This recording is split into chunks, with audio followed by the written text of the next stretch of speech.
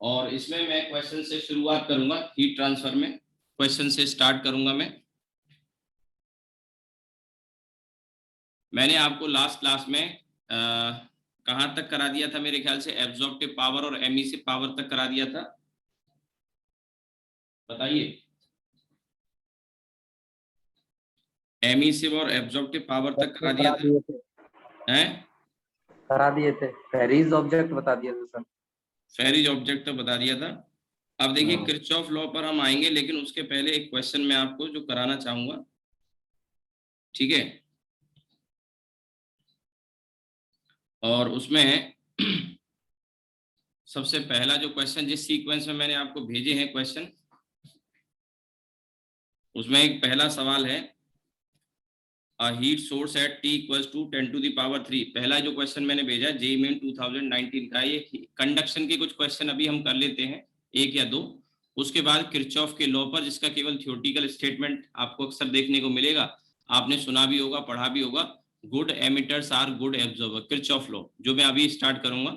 और उसके बाद वीन डिस्प्लेसमेंट लॉ, उस पर भी एक दो सवाल है, और फिर स्टीफन्स लॉ और cooling, Newton's law of cooling. ठीक है, इसमें न्यूटन्स लॉ ऑफ कूलिंग में ही थोड़ा सा टाइम लगेगा समझाने में, उसमें ग्राफ वगैरह आ जाते हैं कई बार तो। लेकिन ये कंडक्शन पर एक सवाल मैंने आपको भेजा था, बल्कि दो क्वेश्चन भेजे थे। एक ग्राफ का अच्छा सवाल है, ये आ भी सकता है मेडिकल में भी, और ये भी जेईई मेन का ही है। तो उसके पहले लेकिन heat source eight T = 10⁻³ Kelvin is connected to another heat reservoir at T = 10⁻² Kelvin by a copper slab which is 1 meter thick, given that the thermal conductivity of the copper is 0.1 watt per Kelvin per meter, the energy flux through it in the steady state। ये जो energy flux है, इसका मतलब क्या है? Energy flux अगर word use किया जाता है, इसका मतलब है एनर्जी पर यूनिट एरिया पर second, energy per unit area पर सेकेंड। इसके अलावा आप इसमें इसकी जो यूनिट है ना, उससे भी अंदाजा लगा सकते थे।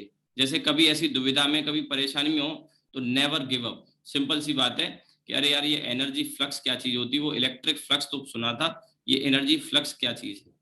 हालांकि आपको याद हो तो मैंने जब आपको ईएम वेव पढ़ाया था, तो वहां पे आपको बताया भी था, पॉइंटिंग वेक्टर जब बताया था, एनर्जी फ्लक्स के बारे में बताया था, वही टर्म हमने यूज किया था, that is actually energy passing through unit area पर सेकंड। फिर भी एक लास्ट होप है, अगर नहीं समझ में आता कभी, ऐसा कोई जरूरी नहीं यही पूछेगा, ये तो मैंने क्लियर कर दिया कि एनर्जी फ्लक्स मतलब एक तरह से इंटेंसिटी कह सकते हो, एक तरह से आप उन दोनों चीजों को रिलेट कर सकते हो यूनिट वाइज, एनर्जी फ्लक्स, या फिर कई बार एनर्जी फ्लक्स डेंसिटी वर्ड भी यूज करते हैं इसके लिए, और कई बार इंटेंसिटी टाइप का यूज कर सकते हो यूनिट वाइज अगर हम देखें तो। एनर्जी फ्लक्स अब आपको नहीं समझ में आता तो आपके पास क्या होता, ऑप्शन एक बार देख लेते, तो ऑप्शन में यूनिट देखो तो वॉट पर मीटर स्क्वायर है, तो यहाँ से एक उम्मीद बन जाती, क्योंकि क्वेश्चन पढ़ के ये तो समझ में आ रहा है कि ये लॉ ऑफ कंडक्शन का क्वेश्चन है। कंडक्टिविटी दिया है, दो टेम्परेचर डिफरेंस दे रखे हैं, दो टेम्परेचर दे रखे हैं, और यहाँ पे कॉपर रॉड जो लगाई है उनके बीच में, उसमें उसकी लेंथ दे रखी है, थिक का मतलब यहाँ लेंथ से है। ठीक है, तो आपके माइंड, और स्टेडी स्टेट वर्ड यूज किया, तो ये तो समझ में आ गया कि लॉ ऑफ कंडक्शन लगेगा। लेकिन बच्चा यहाँ आके अटक जाता है कि एनर्जी फ्लक्स का मतलब क्या है, मैं मुझे निकालना क्या है, ये समझ में उसको नहीं आता बच्चे को। तो मैंने आपको वही बताया कि एनर्जी फ्लक्स यहाँ पे एनर्जी पर यूनिट एरिया पर सेकंड। तो देखो जरा समझते हैं, तो लॉ ऑफ कंडक्शन का क्वेश्चन, और इसको देने का पर्पज भी यही था, जेईई का क्वेश्चन है, मेडिकल में आ सकता है, जेईई में आ चुका है 2019 में। तो dq/dt का फॉर्मूला था KA/L डेल्टा T, राइट। सो dq/dt ये एनर्जी पर यूनिट एरिया नहीं है, एनर्जी पर सेकंड है। पर यूनिट एरिया करने के लिए इसको इधर ले आओ, सो दिस इज एनर्जी पर सेकंड, यानी वॉट और पर यूनिट एरिया, तो ये आ जाएगा आपका dq/dt और 1/A, ये वैल्यू एक्चुअली चाहिए, this is the required quantity, that is energy flux. और आप देखेंगे क्वेश्चन में आपको लेंथ दी है, कंडक्टिविटी दी है, टेम्परेचर डिफरेंस दिया है, बस रॉड का एरिया नहीं दिया। तो ये जो टेम्परेचर है, एक टेम्परेचर 1000 केल्विन है और दूसरी तरफ टेम्परेचर 100 केल्विन है, बाकी इसकी कंडक्टिविटी और जो लेंथ, थिक का मतलब यहाँ पे लेंथ से है, ठीक है, 1 मीटर यहाँ से यहाँ कंडक्ट कर रही है दो, ये एक टेम्परेचर सोर्स है, एक ये है और एक ये है, तो एक हाई से लो की तरफ जा रहा है, ठीक है, और उसको कंडक्ट कौन करा रहा है, कॉपर की रॉड जिसकी लंबाई थिकनेस 1 मीटर दे रखी है। ठीक, अब बस इसमें वैल्यू रखोगे तुरंत आपका आंसर आ जाएगा। Conductivity 0.1 that is given to you, thickness 1 और टेम्परेचर डिफरेंस आप देखो 1000 और 100 का डिफरेंस 900 हो गया, तो ये 90 आपका आंसर आ गया 90, और यूनिट तो वही हो गई dQ/dt वॉट, और ये पर मीटर स्क्वायर, तो what per metre square. Question बिल्कुल टफ नहीं है, देने का पर्पस सिर्फ ये था कि आपको एनर्जी फ्लक्स का आइडिया हो, क्योंकि बच्चा सोचता है यार इलेक्ट्रिक फ्लक्स तो पढ़ाया गया है, एनर्जी फ्लक्स क्या चीज है, बट आपको याद हो तो आप नोट्स चेक करना। ईएम वेव जब मैंने आपको पढ़ाया था तो वहां पे पॉइंटिंग वेक्टर बताया था, उस पर क्वेश्चन भी आते हैं पॉइंटिंग वेक्टर। तो पॉइंटिंग वेक्टर का डायमेंशनल फॉर्मूला जैसे आपसे पूछ रहे पॉइंटिंग वेक्टर का डायमेंशनल फॉर्मूला बताओ, मालूम पड़ा समझ में नहीं आया ये क्या बला है, तो मैंने उस समय भी बताया था कि ये एक तरह से इंटेंसिटी कह सकते हो आप इसको, और इसके लिए एक वर्ड यूज करते हैं एनर्जी फ्लक्स, या एनर्जी फ्लक्स डेंसिटी, एक ही बात है। जैसे मैग्नेटिक फील्ड के लिए कई बार आपने नाम सुना होगा मैग्नेटिक इंडक्शन, मैग्नेटिक फील्ड के लिए मैग्नेटिक इंडक्शन नाम आपने सुना होगा, ठीक है। तो ये इस तरह के कुछ टर्म्स हैं जो आपको जानने चाहिए। तो ये आ गया, अगली बार आपसे कोई इसमें डाउट नहीं रहेगा अगर पूछा जाता है तो, ठीक है, ये हो गया। इसके बाद नेक्स्ट क्वेश्चन आप अगर देखें, जो मैंने आपको भेज दिए कल व्हाट्सएप इसीलिए किए थे कि एक बार आप खुद से ट्राई कर लें, और इनमें काफी सारे क्वेश्चन आपसे हो ही गए होंगे, मोस्टली हो गए होंगे, बल्कि थोड़ा सा मैंने दिया ही इसीलिए था। इसके बाद क्वेश्चन नंबर 11 के नंबर से है इसमें, और एक ग्राफ दिया, अच्छा सवाल है ये भी लॉ ऑफ कंडक्शन पे ही है। A long metallic bar is carrying heat from one of its end to the other end under steady state. The variation of temperature theta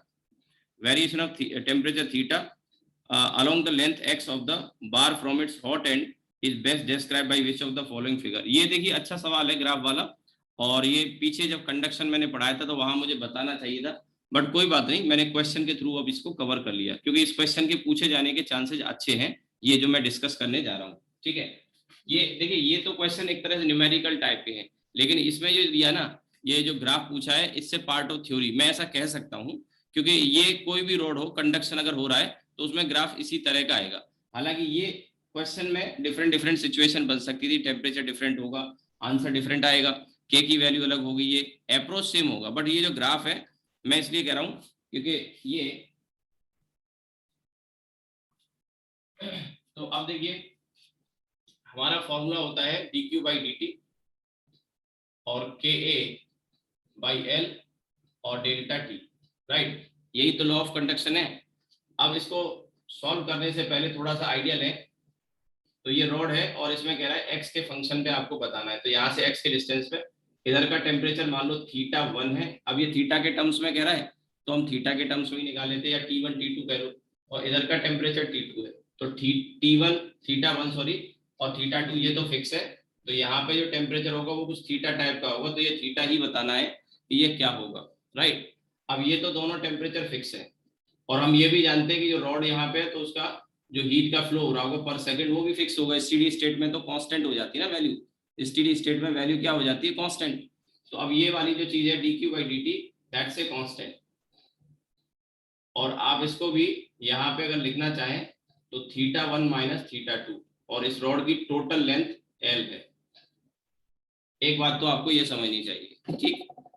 अब देखिए ये पूरा कांस्टेंट है, KAL कांस्टेंट है, टेम्परेचर डिफरेंस कांस्टेंट है, steady state में ये होता है और स्टेडी स्टेट में ही हमें बनाना है, ठीक है।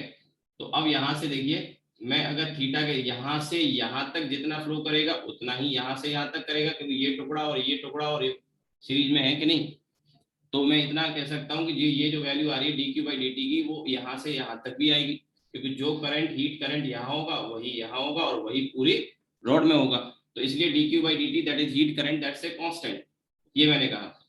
तो अब मैं यहाँ पे इसी में ये भी लिख सकता हूँ dQ/dt और ये आपका KA, लेकिन यहाँ से L लेंथ के लिए मैं x लिखूंगा और इसमें यहाँ से लेके यहाँ तक θ1 माइनस थीटा, ठीक।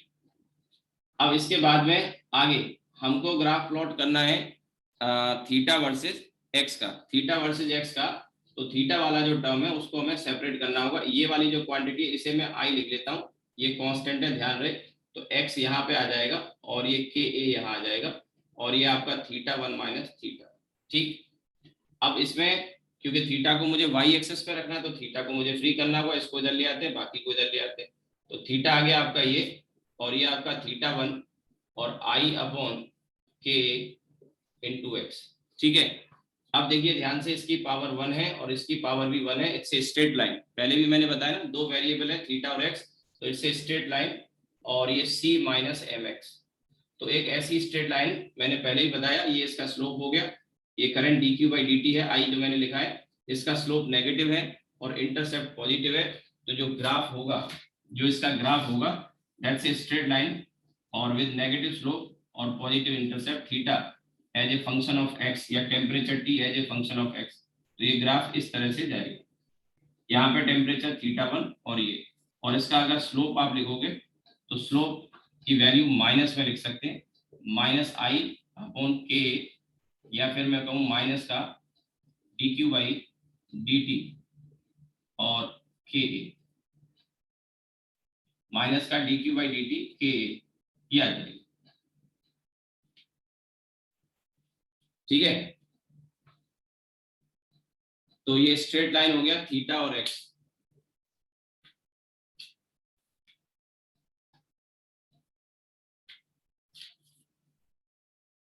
तो अब आप ऑप्शन देख सकते हैं, चार जो ऑप्शन दिए हैं उसमें से ये स्टैंडर्ड क्वेश्चन हो गया, आप इसको आगे के लिए ध्यान रख सकते हैं। और इसमें जो आंसर हो सकता है पॉसिबल, वो हो जाएगा डी वाला, ठीक है, डी वाला आंसर हो जाएगा। इसके बाद जो अगला क्वेश्चन आपको दिख रहा है, वो असल में न्यूटन्स लॉ ऑफ कूलिंग का है, और ये लॉ ऑफ कंडक्शन का नहीं। अगला question Newton's law of cooling का है, तो उस पर हम आएंगे, पर क्योंकि उसके साथ ही दिया तो वो मैंने क्लिक करके आपको भेज दिया था। न्यूटन्स लॉ ऑफ कूलिंग पे तो हम आएंगे, क्योंकि अभी उससे पहले हमें किरचॉफ लॉ पढ़ना है। किरचॉफ लॉ के बाद वीन्स डिस्प्लेसमेंट लॉ, और उसके बाद वीन्स डिस्प्लेसमेंट लॉ में मैंने आपको क्वेश्चन भेजे, इससे आगे आप देख रहे होंगे 4th के नंबर है, और इसके आगे वाला नीट के ही क्वेश्चन है दोनों। और ये वीन्स डिस्प्लेसमेंट लॉ पर किस टाइप के क्वेश्चन बनते हैं वो दे रखा है। इसके बाद इसके आगे जो क्वेश्चन है वो स्टीफन्स लॉ पर है, और एक न्यूटन्स लॉ, दो न्यूटन्स लॉ ऑफ कूलिंग पे दिए। This is how we are going to proceed today, ठीक है। तो ये आप चाहें तो नोट कर लो, और ये आगे के लिए ध्यान रख सकते हैं, स्टैंडर्ड क्वेश्चन, स्टैंडर्ड ग्राफ।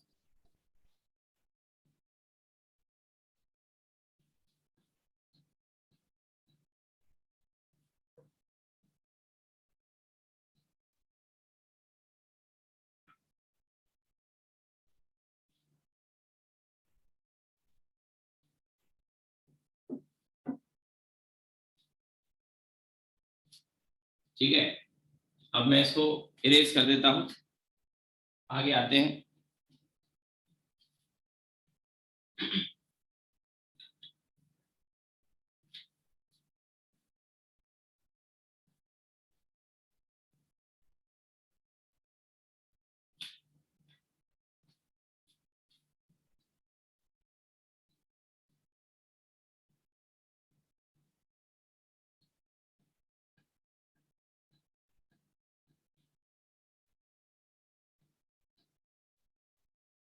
चलिए, तो अब इसमें किरचॉफ लॉ, सिंपल लैंग्वेज में अगर हम बात करें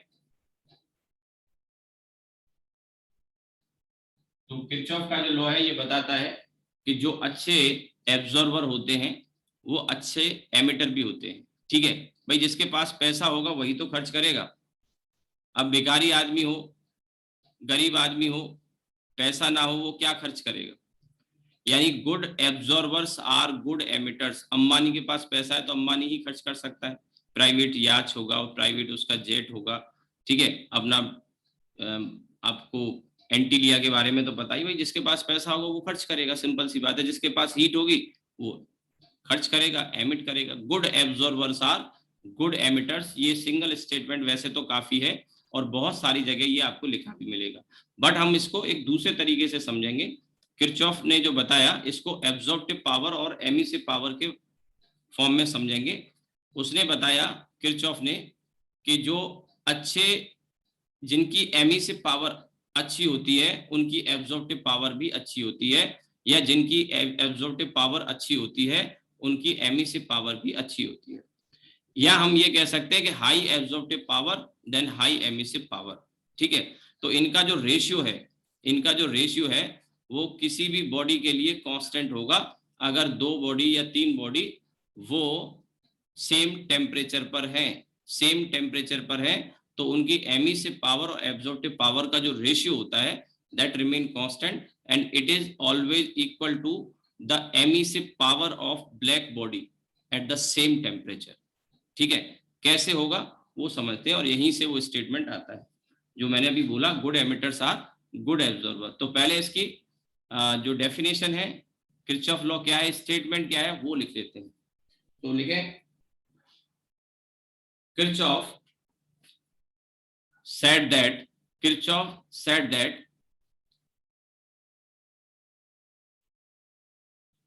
the ratio of emissive power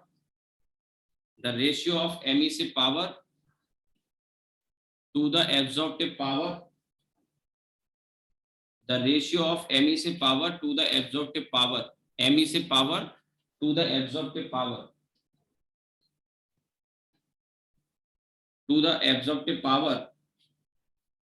is same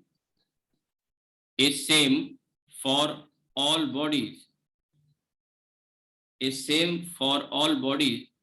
at a given temperature and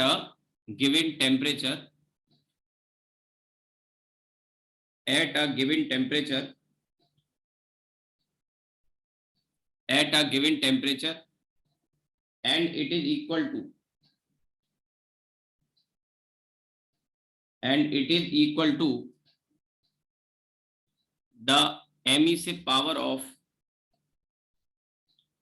equal to the emissive power of perfectly black body।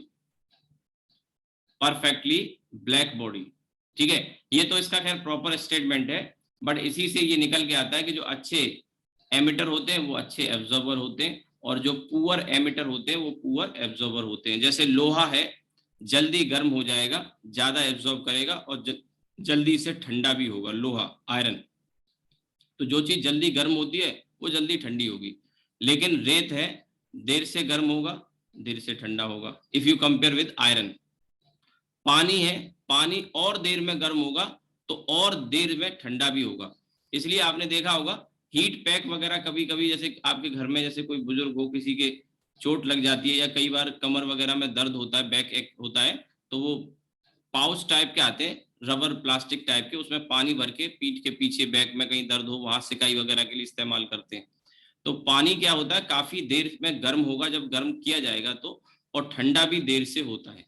जैसे आप यही काम एक तवे को गर्म करके और कपड़ा उस पर रख के और कपड़े से सिकाई करेंगे, मान लो तवा आपने गर्म किया और ले आए फिर आप रूम में वहां से गैस से उठा के, और फिर गर्म कपड़े को उस पर रख रख के सिकाई करते, मान लीजिए कहीं चोट लग गई आपके, तो वो तवा थोड़ी देर में ही ठंडा हो जाएगा। लेकिन जो मैं हीट पाउच बता रहा हूँ आपको, जिसमें गर्म पानी भर लेते हैं, वो काफी देर तक गर्म होता है, रहता है।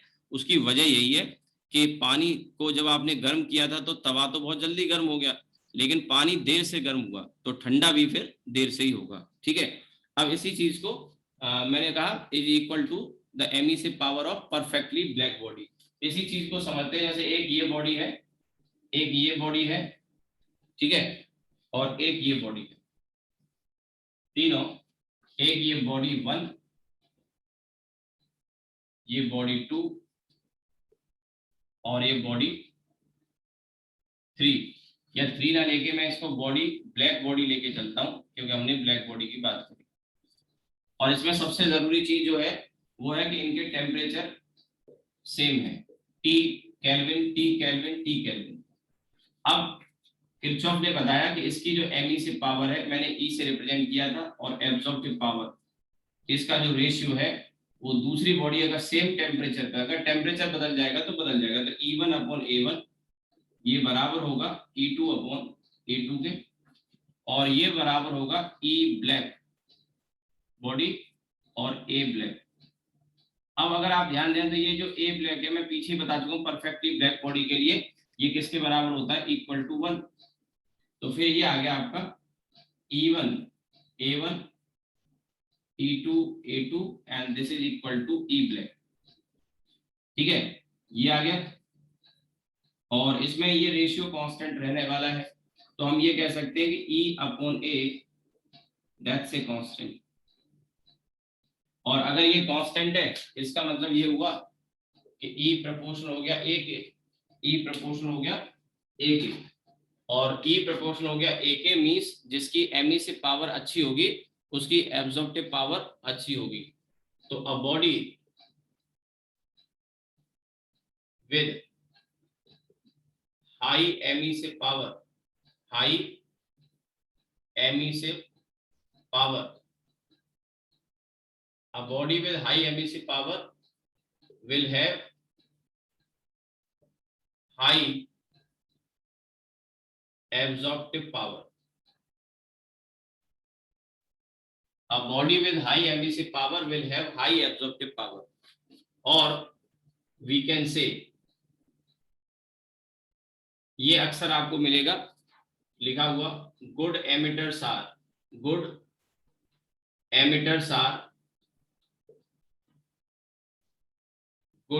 absorber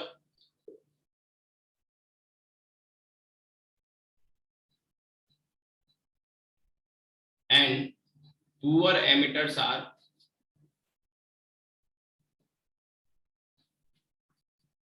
poor absorber.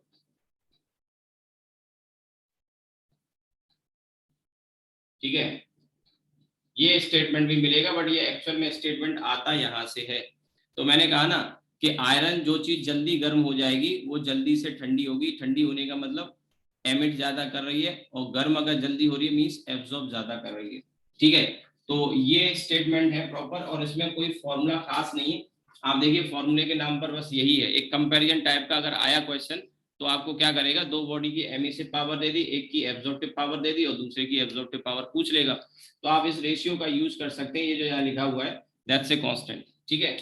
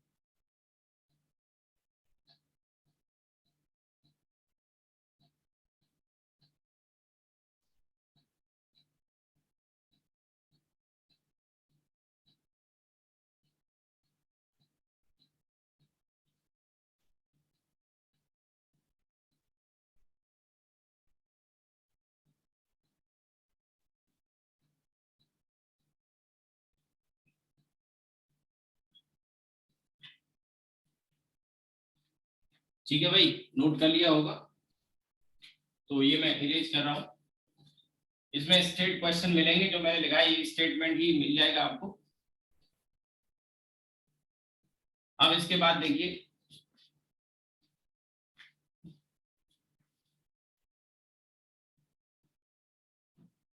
वीज डिस्प्लेसमेंट लॉ, अगला जो है इसमें वीज डिस्प्लेसमेंट लॉ है।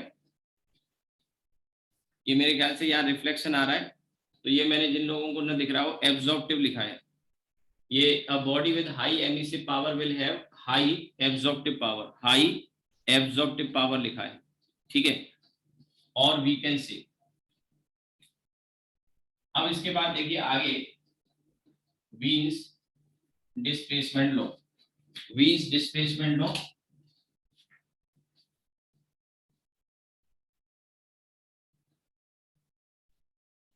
तो ये वीन तो यहाँ पे नाम है साइंटिस्ट का, और इसका जो लॉ है इसने बताया कि सारी बॉडी हर टेम्परेचर पे, पहले सुन लो समझ लो फिर हम स्टेटमेंट भी लिख लेंगे, सभी बॉडी सभी टेम्परेचर पर एमिट करती हैं और एब्जॉर्ब भी करती है। ये तो मैंने पीछे बताया था, बट यहाँ एमिशन से रिलेटेड है। All body at all temperature emit radiation of all wavelength, यानी अगर एक बॉडी है और उसका कुछ भी टेम्परेचर हो, हर टेम्परेचर पर उससे सारी वेवलेंथ निकलती है, सारे रेडिएशन की, सारी वेवलेंथ के रेडिएशन निकलते हैं। सारी वेवलेंथ से का मतलब है यहाँ पे gamma rays, x rays, UV, infrared, microwave, visible light, ये सभी निकलते हैं। लेकिन अब अगर ऐसा होता तो आपके मन में एक थॉट आ सकता है कि सर अगर ऐसा है तो एक्सरे तो काफी खतरनाक होती है, गामा रेज तो काफी खतरनाक होती है, तो लेकिन इनका परसेंटेज, इनका कंसंट्रेशन, इनकी मात्रा इतनी कम होती है नॉर्मल टेम्परेचर पर कि ये आपको हार्म करने वाली नहीं है, नेग्लिजिबल इनकी इंटेंसिटी होती है।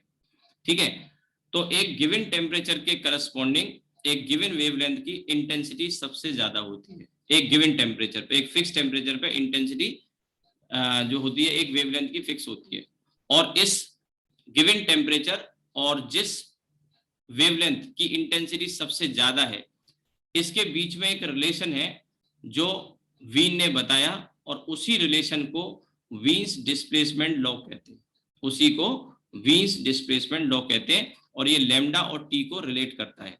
और lambda is the wavelength of that radiation which has maximum intensity at the given temperature T Kelvin। तो लैम्डा और वो जो T Kelvin है, दे आर इनवर्सली रिलेटेड। तो lambda inversely proportional to T, यानी लैम्डा T कांस्टेंट हो जाता है, और इस कांस्टेंट की वैल्यू जो आती है उस कांस्टेंट को वीन्स कांस्टेंट कहते हैं। ठीक है, तो आप लिखेंगे वीन ऑब्जर्व दैट, मैं बोल देता हूं, आप लिख लीजिए, Wien observe that, Wien observe that a body at a given temperature, a body at a given temperature emit radiation of all wavelengths, radiation of all wavelengths, radiation of all wavelengths. However, at a given temperature, however, at a given temperature, intensity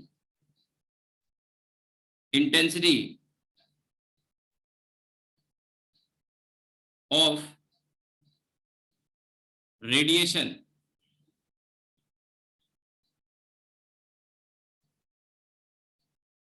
intensity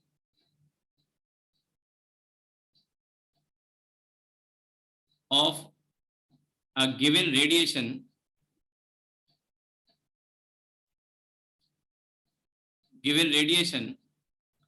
या intensity of the radiation of given wavelength, ऐसे कर लें, intensity of radiation of given wavelength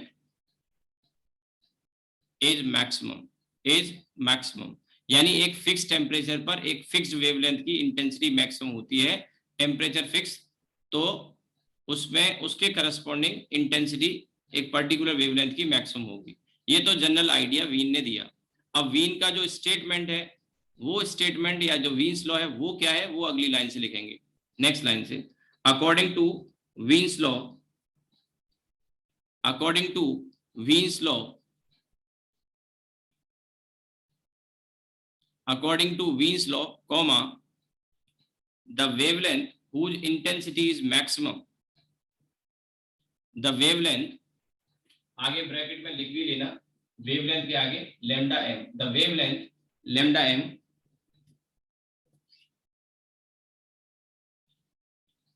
the wavelength lambda m whose intensity is maximum, whose intensity is maximum, whose intensity is maximum at a given temperature,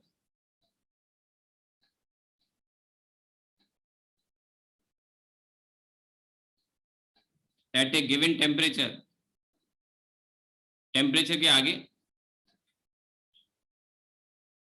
T, T या T kelvin, T kelvin at a given temperature bracket में T kelvin is inversely proportional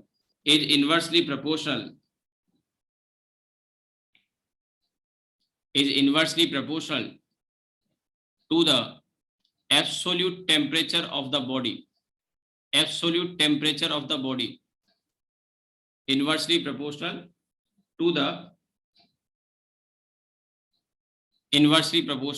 to the absolute temperature of the body. Absolute temperature का मतलब temperature in kelvin, ठीक है। अब यही जो इसने कहा, इसी को अगर हम यहाँ पे लिखें तो ये लैम्डा m यानी वो वेवलेंथ जिसकी इंटेंसिटी मैक्सिमम है, प्रोपोर्शनल होता है बॉडी के टेम्परेचर T से टेम्परेचर इन केल्विन। यही वीन का डिस्प्लेसमेंट लॉ है। और यहाँ से लैम्डा m में प्रोपोर्शनलिटी कांस्टेंट ये b आता है। This b is called Wien's constant. आप इसको लिख सकते हैं lambda T equals to b, ऐसे भी लिख सकते हैं। और ये जो b है इसकी वैल्यू 2.88 और 10 to the power -3, 2.88 10 to the power -3 तो एग्जैक्ट वैल्यू है। और यहाँ से यूनिट देखेंगे, ये m मास नहीं है, ये सबस्क्रिप्ट में ध्यान रखना, नीचे सबस्क्रिप्ट में मल्टीप्लिकेशन नंबर समझ लेना इसको, ठीक है। तो ये मीटर में होगा, ये केल्विन में होगा, तो यहाँ यूनिट मीटर केल्विन हो जाएगी। और जरूरत पड़े तो इसे आप 2.9 भी ले सकते हो, 2.9 10 टू दी पावर 3, और राउंड ऑफ भी कर सकते हो, 3 ऐसे भी कर सकते हो, थोड़ा सा इसमें पावर से रिलेट करने के लिए। भूलना तो नहीं है, काम आता है। और इसके साथ ही अगर हम इसका b का डायमेंशनल फॉर्मूला लिखें तो मीटर केल्विन है तो L और थीटा ये आ जाएगा, ठीक है।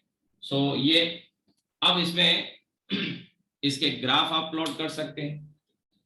अब इसके ग्राफ आप प्लॉट कर सकते हैं लैम्डा का T के साथ। तो इसमें देखिए, ये जो रेडिएशन है इसको ब्लैक बॉडी रेडिएशन भी कह सकते हैं, और इसमें ये gamma rays, x rays, ultraviolet, visible light वगैरह है। तो इसका जो ग्राफ है वो कई ग्राफ बन सकते हैं। लैम्डा m का T के साथ इनवर्स है तो रेक्टेंगुलर हाइपरबोला आ जाएगा। मैंने पहले भी कई बार बताया, इससे रेक्टेंगुलर हाइपरबोला। मैं जरा कैमरा एडजस्ट करता हूँ, थोड़ा डिस्टर्ब हो गया।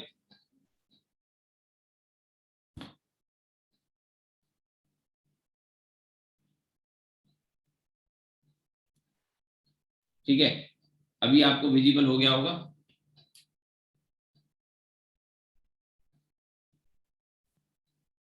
तो ये लैम्डा m और T के बीच में जो ग्राफ आएगा आप देख सकते हैं, इनवर्सली प्रोपोर्शनल है, तो ये ग्राफ रेक्टेंगुलर हाइपरबोला हो जाएगा।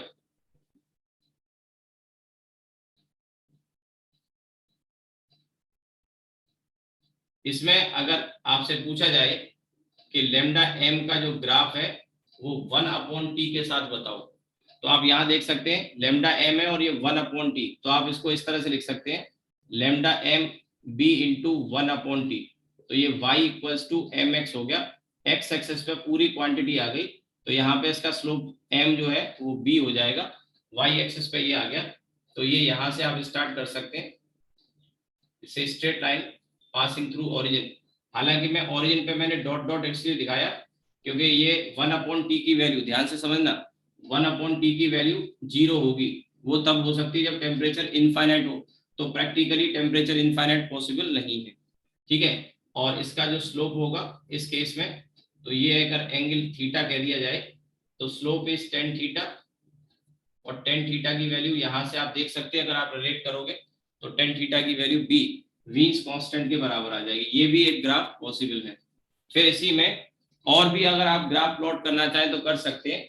जैसे यहाँ पे लैम्डा है, इस लैम्डा को आप फ्रीक्वेंसी के टर्म्स में लिख सकते हैं, ठीक है। तो लैम्डा कोई भी वेवलेंथ है तो c equals to f lambda, तो fm और लैम्डा m। बट यहाँ अंतर है, c तो कांस्टेंट है, अगर वैक्यूम की बात कर रहे हैं तो c तो कांस्टेंट है, और fm और लैम्डा m तो ये मैक्सिमम होगा, तो फ्रीक्वेंसी फिर मिनिमम हो जाएगी। आपको मेरी बात समझ में आई, बिकॉज इट इज कांस्टेंट। तो ये m का मतलब यहाँ पे ये तो मैक्सिमम है और ये मिनिमम है। तो आप यहाँ से लिखना चाहें तो ये वाला जो रिलेशन है, इसमें आप लैम्डा की जगह c/fm equals to, let this equation is first, this equation is second, तो मैं यहाँ लिख रहा हूं फ्रॉम फर्स्ट, और ये आ जाएगा B/T। तो मेन समझने की बात ये, C और B में ये तो कांस्टेंट है, और ये लाइट की स्पीड है वैक्यूम में, लाइट की या EM वेव की स्पीड वैक्यूम में, that is also a constant.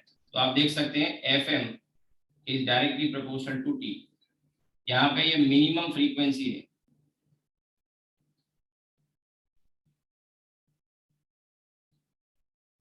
ठीक है। यहाँ मिनिमम से मेरा मतलब वो नहीं है, एक्चुअली थोड़ा कंफ्यूजन हो सकता है। ये लैम्डा m का मतलब मैक्सिमम नहीं, थोड़ा गलत बोल दिया, वो इंटेंसिटी मैक्सिमम के करस्पॉन्डिंग है, मिनिमम मैक्सिमम नहीं है, ये भी थोड़ा गलत लिख दिया हमने। वो भी lambda m is the wavelength corresponding to maximum intensity, वो थोड़ा कंफ्यूजन हो गया। m का मतलब मिनिमम मैक्सिमम नहीं, ठीक है। लैम्डा m का मतलब भी मैक्सिमम लैम्डा नहीं, m का मतलब है लैम्डा यानी वो वेवलेंथ जिसकी इंटेंसिटी मैक्सिमम है, जिसकी इंटेंसिटी मैक्सिमम है, और वो फ्रीक्वेंसी जिसकी इंटेंसिटी मैक्सिमम है, यानी मैक्सिमम इंटेंसिटी से मतलब वो मिनिमम मैक्सिमम नहीं, वो थोड़ा गलत हो गया, मिनिमम मैक्सिमम नहीं। हाँ ये इनवर्सली रिलेटेड है, इनवर्सली रिलेटेड है, बट यहाँ m से मतलब मैक्सिमम इंटेंसिटी से है, ठीक है। तो FM प्रोपोर्शनल आ गया, ठीक है। तो अब वो रेडिएशन जिसकी इंटेंसिटी मैक्सिमम है उसकी फ्रीक्वेंसी और टेम्परेचर डायरेक्टली प्रोपोर्शनल होंगे, फ्रीक्वेंसी और टेम्परेचर डायरेक्टली प्रोपोर्शनल होंगे। तो इसका भी अगर हमें ग्राफ प्लॉट करना हो तो ये ग्राफ FM मतलब इंटेंसिटी ऑफ यानी कि फ्रीक्वेंसी ऑफ मैक्सिमम इंटेंसिटी या frequency corresponding to maximum intensity. Lambda m is not maximum wavelength, it is wavelength of maximum intensity, ठीक है। ऐसा आ जाएगा ये भी। तो आप इसमें लिखना चाहें तो यहाँ नीचे लिख सकते हैं, ये तो नोट कर लिया हो शायद, मैं यहाँ लिख देता हूँ लैम्डा m, वैसे तो मैंने शुरू में ही समझा दिया था, अभी बोलने में थोड़ा सा मिस्टेक हुई हमसे। लैम्डा m और FM शुरुआत में ही हमने लिखा है कि ये जो वेवलेंथ है it is corresponding to maximum intensity at temperature T, ठीक है। तो आप लिख भी सकते हैं wavelength of maximum intensity, wavelength of maximum intensity radiation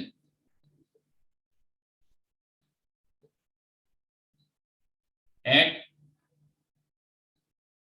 T Kelvin, ठीक है, at T Kelvin।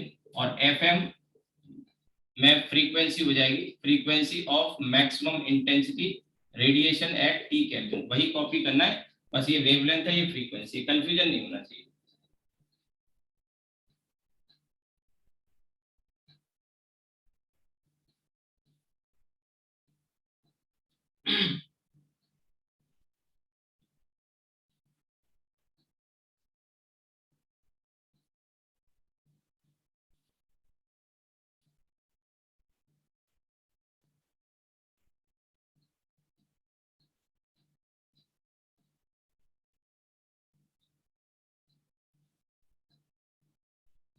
ठीक है, अब हम आगे बढ़ते हैं।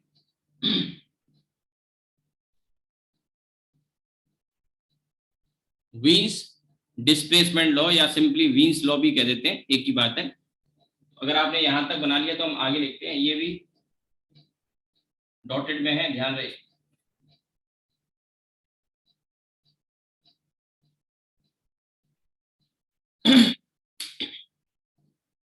Wien's law is very useful. Wien's law is very useful in finding. Wien's law is very useful in finding. Wien's law is very useful in finding. In finding the temperature of a star. Very useful in finding temperature of a star. ठीक है, अब कैसे useful है, तो अगर मान लीजिए दो स्टार हैं और उन दोनों के कलर हम यहाँ से अगर ऑब्जर्व करते हैं तो वो डिफरेंट कलर है, उन कलर को देख के हम उसका टेम्परेचर बता सकते हैं। वो कैसे, अगर किसी का टेम्परेचर ज्यादा होगा तो उसकी फ्रीक्वेंसी ज्यादा होगी, उसके corresponding radiation frequency proportional to temperature. तो अगर 2 स्टार है, एक का कलर रेड है और एक का कलर ब्लू है, ब्लू या वॉयलेट है, तो आप जानते हैं कि जो विवग्योर होता है, ये विवग्योर में अगर हम इधर जाते हैं रेड कलर की तरफ, तो वेवलेंथ तो बढ़ती है और फ्रीक्वेंसी कम होती है, फ्रीक्वेंसी डिक्रीज करती है, और फ्रीक्वेंसी डिक्रीज करने का मतलब उसका टेम्परेचर डिक्रीज कर रहा है। और अगर इधर आते हैं तो फ्रीक्वेंसी बढ़ती है और टेम्परेचर भी बढ़ता है। तो 2 स्टार है, एक का कलर है ब्लू यहां से देखने पर, और एक का कलर है रेड। तो रेड वाले के करस्पॉन्डिंग रेड इसलिए है क्योंकि उससे रेड कलर का रेडिएशन सबसे ज्यादा निकल रहा है। रेड कलर उसका इसलिए है क्योंकि उससे रेड कलर का रेडिएशन सबसे ज्यादा निकल रहा है उस टेम्परेचर पर, यानी कि उससे लो फ्रीक्वेंसी का रेडिएशन निकल रहा है, मतलब उसका टेम्परेचर लो है। और एक स्टार ब्लू है या वॉयलेट है, इसका मतलब उससे हाई फ्रीक्वेंसी का रेडिएशन ज्यादा मात्रा में निकल रहा है। निकलती तो सारी है लेकिन कंसंट्रेशन जो है वो ब्लू कलर का ज्यादा है, ऐसा कहा है। ब्लू नजर आने का मतलब कंसंट्रेशन ज्यादा है। सिंपली ऐसे समझो कि आप किसी चीज में जैसे नींबू पानी शिकंजी बनाई तो नींबू ज्यादा डाल देंगे तो खट्टापन ज्यादा आ जाएगा, और चीनी ज्यादा डाल देंगे तो चीनी का मतलब मीठापन उसमें ज्यादा होगा। तो सिंपली ऐसा है कि उसमें मेरे कहने का मतलब यह है कि जैसे सारे रेडिएशन निकलते हैं, सारी वेवलेंथ निकलती है, कलर सारे निकलते हैं, x rays, gamma rays, infrared भी निकलती है, येलो कलर भी निकलता है, सारे कलर निकल रहे होंगे, लेकिन स्टार ब्लू नजर आने का मतलब है कि ब्लू की मात्रा सबसे ज्यादा है, ब्लू का कंसंट्रेशन ज्यादा है, इसलिए ब्लू नजर आ रहा है। मैंने ये कहा ना कि जैसे आपने शिकंजी बनाई तो उसमें चीनी बहुत ज्यादा डाल दी और नींबू की 2 बूंदें डाल दी, तो आपको शायद महसूस भी ना हो, शायद महसूस भी ना हो, 2 बूंद नींबू डाल दिया, हल्की सी बहुत से 2-3 पार्टिकल रेड चिली के डाल दिए या मान लो ब्लैक पेपर के डाल दिए, 2 पार्टिकल कह रहा हूं मैं, और 2 बूंद नींबू डाल दी और 4 चम्मच चीनी डाल दी एक गिलास पानी में, 4 क्या 40 चम्मच चीनी डाल दी, मान लो 40 भी थोड़ा ज्यादा हो जाएगा पर 10 चम्मच मान लो। अब आपको उसमें टेस्ट किसका आएगा, डाला तो आपने सारा ही था, हल्का नमक भी ऐड कर दिया, नमक भी 4-5 पार्टिकल ऐड कर दिए, थोड़ा ब्लैक पेपर भी ऐड कर दिया, 2 नींबू की बूंदें भी डाल दी और 10 चम्मच चीनी मिला दी, तो टेस्ट तो मीठे का ही आएगा ना। मुझे नहीं लगता कि उसमें आपको मिर्च का या ब्लैक पेपर का या नमक का टेस्ट आने वाला है, नींबू का आने वाला है, आपको तो मिठास ही आएगी उसमें, क्योंकि मात्रा बहुत ज्यादा है। तो ऐसे ही कहा कि हर टेम्परेचर पे हर बॉडी रेडिएशन सारे निकालती है, लेकिन एक पर्टिकुलर रेडिएशन एक पर्टिकुलर टेम्परेचर पर सबसे ज्यादा निकलता है, और उस पर्टिकुलर टेम्परेचर की जो करस्पॉन्डिंग जो रेडिएशन सबसे ज्यादा निकलता है उसकी वेवलेंथ और टेम्परेचर इनवर्सली रिलेटेड होते हैं, यही वीन्स का लॉ है। तो मैं अभी आपको जैसे समझा रहा हूँ कि स्टार अगर ब्लू नजर आ रहा है मीन्स ब्लू कलर सबसे ज्यादा मात्रा में निकल रहा है, मीन्स उसकी फ्रीक्वेंसी सबसे ज्यादा है, किस कलर की, मतलब ब्लू कलर निकल रहा है, तो ब्लू कलर यानी हाई फ्रीक्वेंसी का रेडिएशन निकल रहा है, और हाई फ्रीक्वेंसी का मतलब टेम्परेचर हाई होगा। तो यहाँ से उनके कलर देख के, स्टार के कलर देख के आप बता सकते हैं कि कौन सा वाला जो है स्टार का टेम्परेचर ज्यादा होगा। इस पे क्वेश्चन भी आया, अभी मैं शेयर करूंगा नीट का क्वेश्चन आपके पास है, वो डिस्कस करेंगे, ठीक है। अब इसमें देखिए एक चीज और जो समझने की है कि जब हम किसी चीज को गर्म करते हैं, लोहे का टुकड़ा अगर आपने लिया तो लोहे का टुकड़ा शुरुआत में देखोगे नॉर्मल रूम टेम्परेचर पे होगा, बिल्कुल गर्म नहीं होगा, आप उसको छू सकते हैं। फिर आपने उसको गर्म करना शुरू किया तो लोहे के टुकड़ा पहले आपने देखा जब गर्म होता है तो वो लाल हो जाता है, रेड हो जाता है, ठीक है। और ज्यादा गर्म करोगे उसको, और ज्यादा गर्म करोगे तो वो पीला होगा, ठीक है। क्योंकि यहां मैं आपको जैसे बता रहा हूँ ना विवग्योर, तो ये रेड है, यहाँ इसकी वेवलेंथ ज्यादा है और फ्रीक्वेंसी कम है, लाल होगा, फिर ऑरेंज होगा, फिर पीला येलो होगा, then it will turn into green, then blue, ठीक है, इंडिगो, और ये वॉयलेट। और ज्यादा गर्म कर देते हैं तो सारे कलर बराबर मात्रा में निकलना शुरू हो जाते हैं, सारे कलर, तो बॉडी व्हाइट हो जाती है, ठीक है, सारे कलर। लेकिन शुरुआत में जब आप किसी चीज को गर्म करते हो तो क्या होता है, वो रेड होती है, देन ऑरेंज, फिर येलो, फिर ग्रीन, और एक समय के बाद टेम्परेचर काफी बढ़ा दिया तो मालूम पड़ा फिर उसमें से इनविजिबल रेडिएशन निकलना शुरू हो गए, क्योंकि आपको बताया था। तो ये जो V है, ये V के करस्पॉन्डिंग तो ये हो गए। उसके बाद और ज्यादा गर्म करोगे, मैंने कहा ना व्हाइट दिखाई देगी, व्हाइट के बाद फिर अल्ट्रावायलेट। अल्ट्रावायलेट का मतलब है वो बॉडी गर्म हो चुकी है लेकिन उसमें से जो रेडिएशन होंगे वो इनविजिबल होंगे, क्योंकि ये वाले जो होते हैं आप जानते हैं ये इनविजिबल रेडिएशन होते हैं तीनों, इधर वाले और ये वाले भी इनविजिबल होते हैं। आई का मतलब यहाँ पे हीट से होता है, तो हीट रेडिएशन भी इनविजिबल होते हैं। कोई चीज गर्म है तो उससे जो रेडिएशन आ रहा है वो भी केवल विजिबल रेडिएशन ये वी वाला होता है।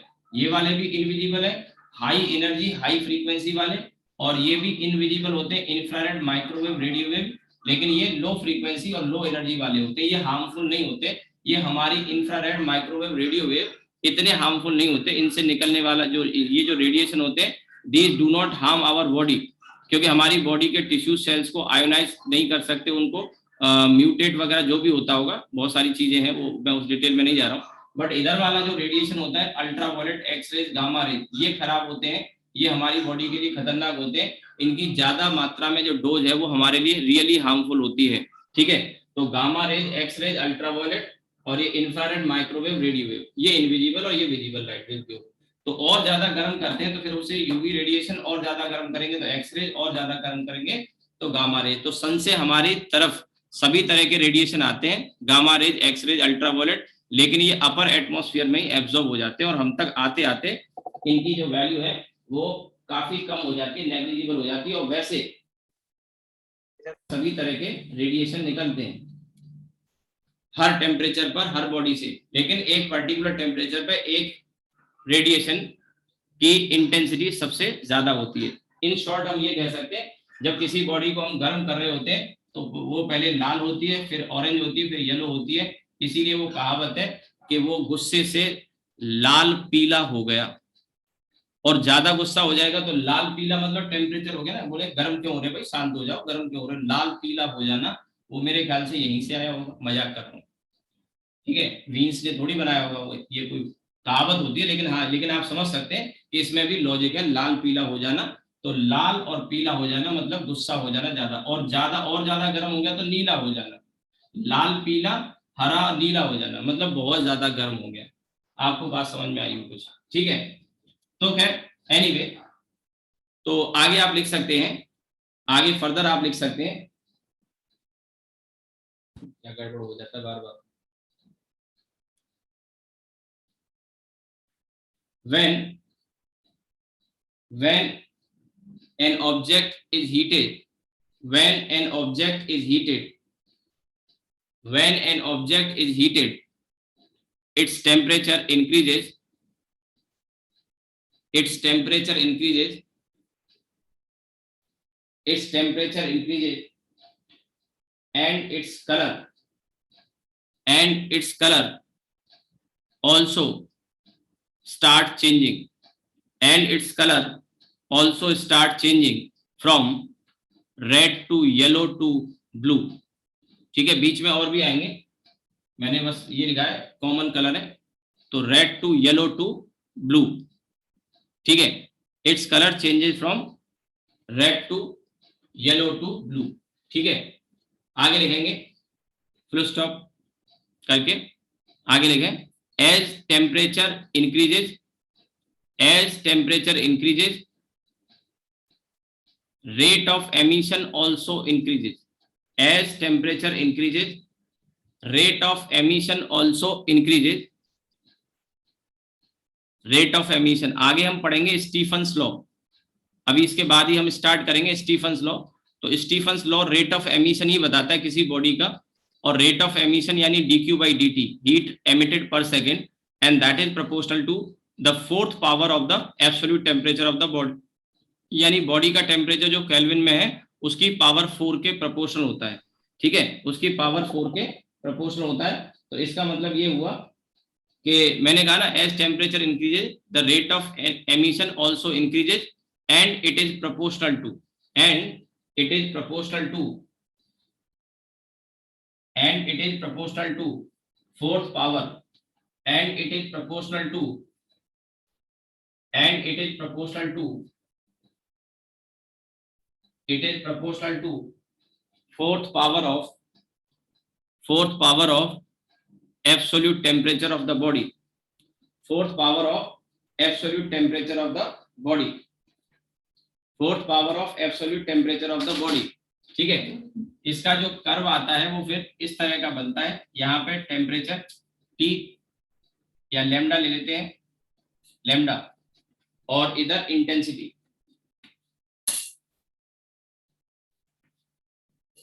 तो ये ग्राफ इस तरह से आता है। अब देखिए इसका मतलब क्या है, थोड़ा समझो।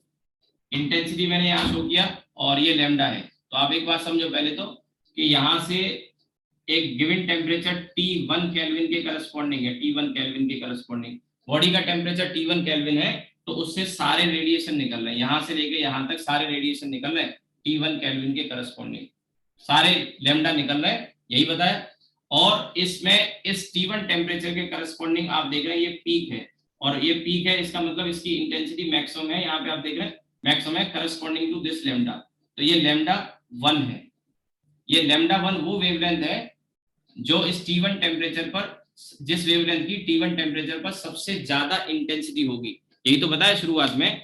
यानी लैम्डा 1 सारी वेवलेंथ मिल रही है, ऐसा नहीं वेवलेंथ नहीं मिल रही, we are getting all the wavelength, but इस T1 टेम्परेचर के करस्पॉन्डिंग इस वेवलेंथ लैम्डा 1 की इंटेंसिटी सबसे ज्यादा है। ठीक है, लैम्डा 1 की इंटेंसिटी सबसे ज्यादा है। अब आपने टेम्परेचर बढ़ा दिया, तो टेम्परेचर बढ़ाएंगे तो एमिसिव पावर यानी कि energy per unit time per unit area भी बढ़ जाएगा, क्योंकि अभी स्टीफन्स लॉ मैंने पढ़ाया तो नहीं, पर आपको अगर आइडिया हो तो ये dq/dt सिंपलेस्ट फॉर्म में बता रहा हूँ, सिग्मा a t की पावर 4 सिंपलेस्ट फॉर्म में, और मॉडिफिकेशन इसमें होंगे ब्लैक बॉडी के लिए, अभी तो ब्लैक बॉडी कैप्टन वैक्यूम उसके लिए है ये। ठीक है, तो यहाँ पे ये dq/dt रेट ऑफ एमिशन, और इसको इधर ले आएंगे तो दिस इज एमिसिव पावर, तो ये एमिसिव पावर टेम्परेचर की पावर 4। तो अब यहाँ बॉडी का एरिया तो बदला नहीं, अब टेम्परेचर बढ़ाओगे तो ये बदल जाएगा, ये बदल जाएगा तो इंटेंसिटी बदल जाएगी।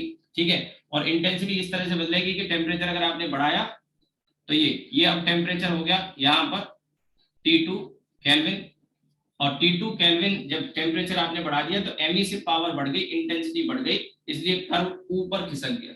इसके नीचे जो एरिया होता है वो एरिया हमें बताएगा कि इसके करस्पॉन्डिंग एक गिवन वेवलेंथ के करस्पॉन्डिंग कितनी एनर्जी एमिट हो रही है।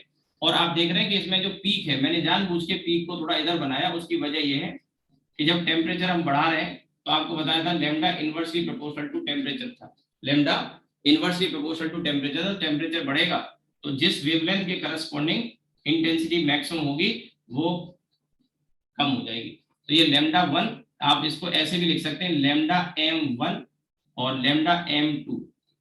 ठीक है, m का मतलब वही wavelength corresponding to maximum intensity, ये जो टेम्परेचर है ये T2 केल्विन है, और अगर टेम्परेचर आपने फर्दर और इंक्रीज कर दिया तो ये पीक और इधर शिफ्ट हो जाएगा। टेम्परेचर हो गया यहाँ पे T3 केल्विन और ये आ गया लैम्डा m3। ठीक है, तो जो एमिशन है, रेट ऑफ एमिशन, समझना मेरी बात, जो रेट ऑफ एमिशन है वो टेम्परेचर की पावर 4 के प्रोपोर्शनल होता है, रेट ऑफ एमिशन। हालांकि जो पीक मिलता है उसके लिए टेम्परेचर की पावर उसके करस्पॉन्डिंग टेम्परेचर, मतलब जो पीक मिलता है उसके करस्पॉन्डिंग T की पावर 5 का रिलेशन आता है, वो एक अलग चीज है, वो नॉर्मली नहीं पूछा जाएगा, ना पूछा गया। आपको जो सिलेबस से रिलेटेड है वो ये है कि रेट ऑफ एमिशन जो है वो टेम्परेचर की पावर 4 है, इसीलिए ये टेम्परेचर बढ़ा रहा है तो ये पीक शिफ्ट होता जा रहा है इस तरह से। ठीक है, तो ये आप एक चीज नोटिस कर रहे होंगे इसमें कि जो वेवलेंथ है वो इधर खिसक रही है और पीक इधर खिसकता जा रहा है, ऐसे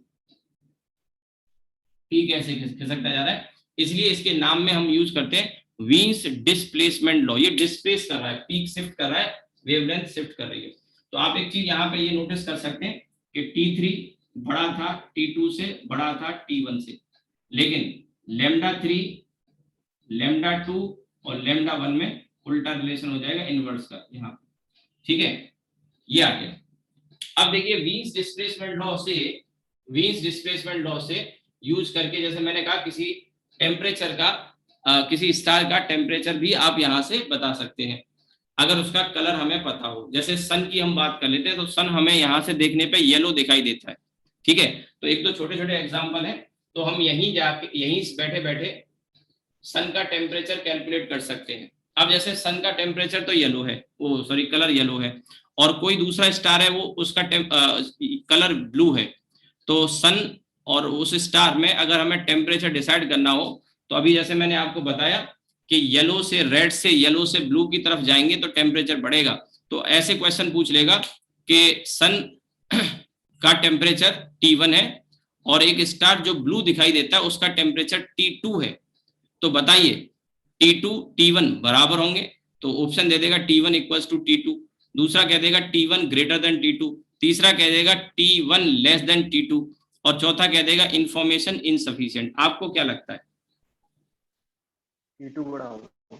T2 बड़ा होगा क्योंकि स्टार का कलर कैसा है? ब्लू है, और सन का कलर येलो होता है। तो सन का टेम्परेचर हम यहां से अगर निकालना चाहे तो सन का जो कलर है वो येलो है, ठीक है। सन का जो कलर है वो येलो है, और येलो के करस्पॉन्डिंग जैसे हम एक रफ आइडिया लें तो इसमें इसकी वेवलेंथ, ठीक है, इसकी वेवलेंथ करीब करीब 500 नैनोमीटर होती है।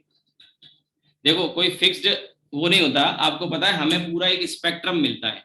जैसे हमें पता है कि 400 नैनोमीटर से लेके 700 नैनोमीटर की जो रेंज है इसमें 7 कलर होते हैं, ऐसा हम बोलते हैं। पर थियोरेटिकली अगर हम देखें वो इनफाइनाइट कलर होते हैं, ठीक है।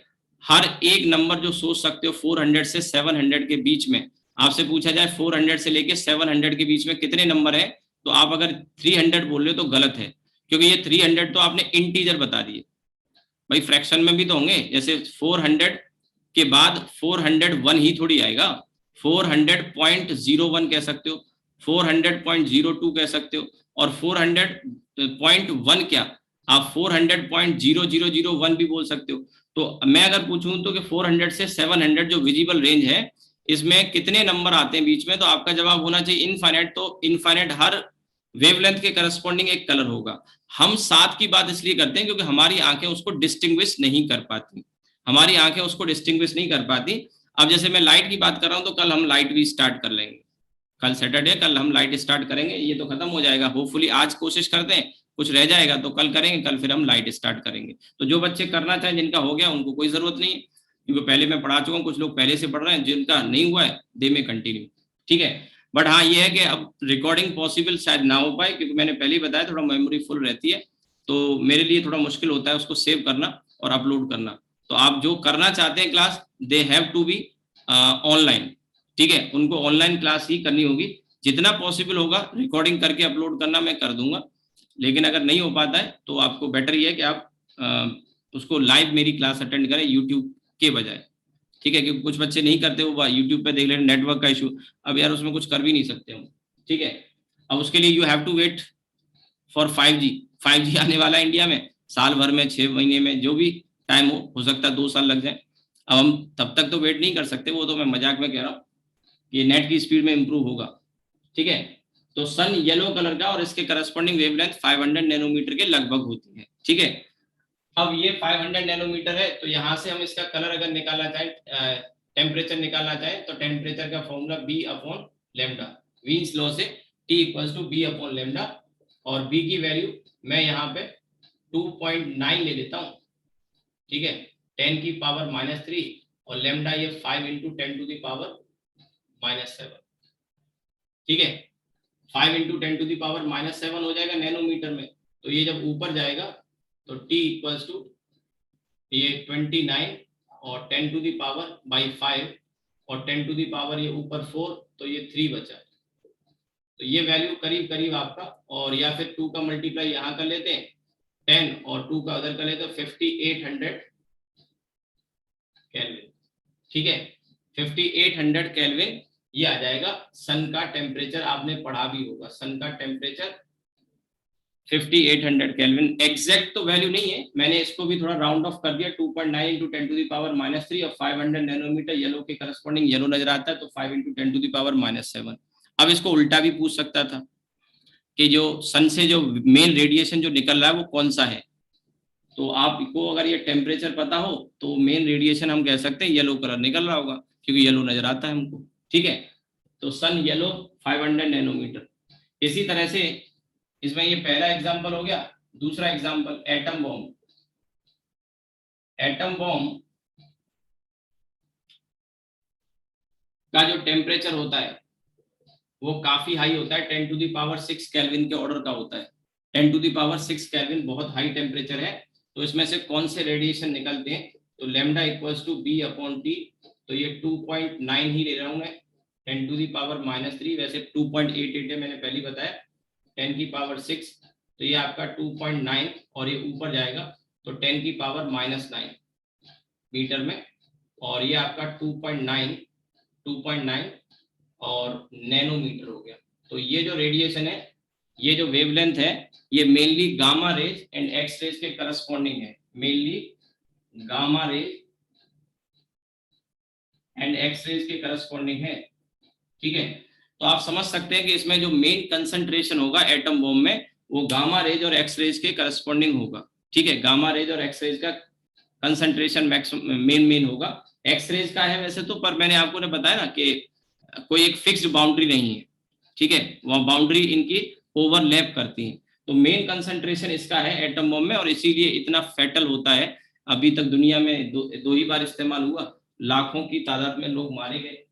ठीक है, क्योंकि ये रेडिएशन के एक्सपोजर के बाद आदमी बचता नहीं, और बच भी जाएगा तो उसकी बॉडी में इतनी डिफॉर्मिटी आ जाएंगी, इतनी बीमारी आ जाएंगी कि वो कुछ दिनों में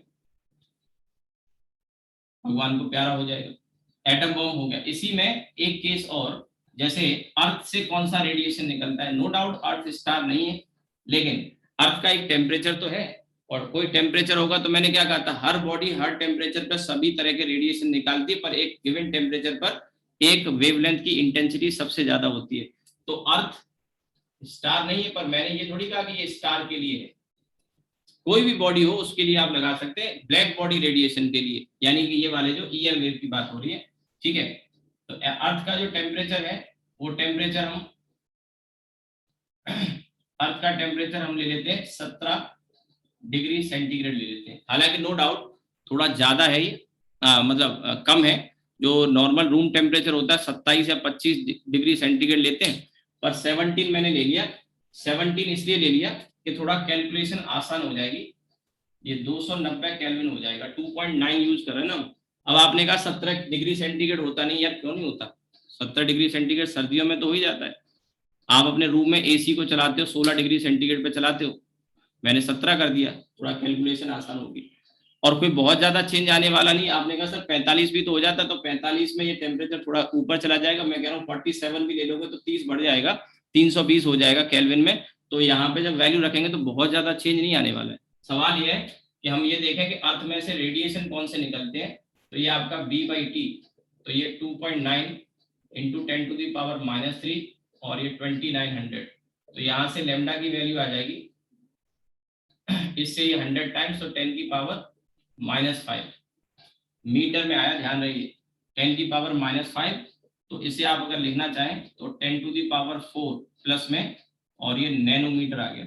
अब ये जो 10,000 हो गया, तो ये इंफ्रारेड रेडिएशन होता है। इंफ्रारेड रेडिएशन यानी अर्थ से मेनली जो रेडिएशन निकलता है ये इंफ्रारेड ही निकलता है, मेनली इंफ्रारेड निकलता है। अब इसमें यहाँ पे अगर हम 320 भी ले लेते हैं ना, तो बहुत ज्यादा चेंज नहीं आता। यही रेंज जो है वो थोड़ा सा 9,000 के आसपास आ जाती है। अगर 320 हम लेते तो ये 9,000 के आसपास आ जाती है नैनोमीटर में, ये रेंज है। ठीक है, मतलब एक अप्रोक्सीमेट वैल्यू है। तो आप देख भी सकते हैं, खासकर गर्मियों के दिनों में शाम के समय कभी आप बाहर घर से निकले तो आपने देखा होगा जमीन में से एक गर्मी सी, एक तपन सी निकलती है। गर्मियों के दिनों में खासकर आप महसूस कर सकते हैं।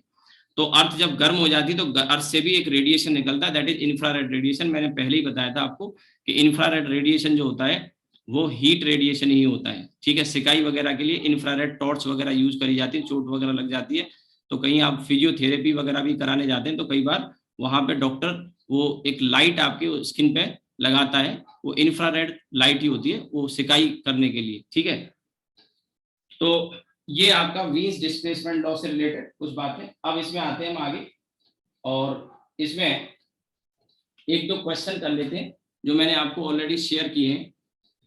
यहां तक आपने नोट कर लिया होगा। अब देखिए,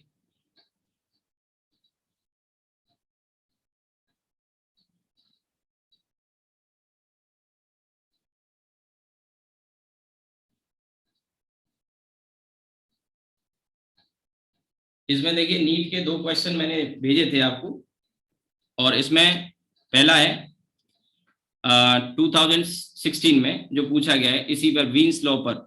तो a black body is at a temperature of 5760 Kelvin. A black body is at a temperature of 5760। ये वीन्स लॉ है भी ब्लैक बॉडी के लिए ही, ब्लैक बॉडी रेडिएशन भी कई बार हम बोलते हैं। ठीक है। तो a black body is at a temperature of 5760 Kelvin. The energy of radiation emitted by the body of wavelength at wavelength 250 nanometer is U1, at the wavelength 500 nanometer is U2, and that 1000 nanometer is U3. Wien's constant ये दे रखा है, which of the following is correct। अब देखिए इसमें बच्चे जो सोचते हैं वो ये सोचते हैं कि जिसकी वेवलेंथ कम है उसके करस्पॉन्डिंग टेम्परेचर ज्यादा होगा। वेवलेंथ सबसे कम है 250, तो इसके करस्पॉन्डिंग टेम्परेचर सबसे ज्यादा आएगा क्योंकि इनवर्स रिलेटेड है, और टेम्परेचर ज्यादा तो एमिशन ज्यादा होगा, एनर्जी रेडिएटेड ज्यादा होगी। लेकिन ये हर लैम्डा के लिए नहीं है। एक पर्टिकुलर टेम्परेचर पर एक पर्टिकुलर लैम्डा की इंटेंसिटी ज्यादा होती है, और जिसकी इंटेंसिटी ज्यादा होगी वो रेडिएशन ज्यादा एमिट होगा। अब इसमें इसको और इस एग्जांपल को लेने का पर्पस यही है कि इसमें कॉमन मिस्टेक हम बच्चे यही करेंगे कि लैम्डा जो कम दे रखा है उसके करस्पॉन्डिंग टेम्परेचर ज्यादा। ऐसा नहीं है, ऐसा नहीं है। ये जो ग्राफ हमने पढ़ा है उस ग्राफ को समझना जरूरी है। यहाँ ये लैम्डा है और ये इंटेंसिटी है, अभी बनाया था मैंने, और ये ऐसे है।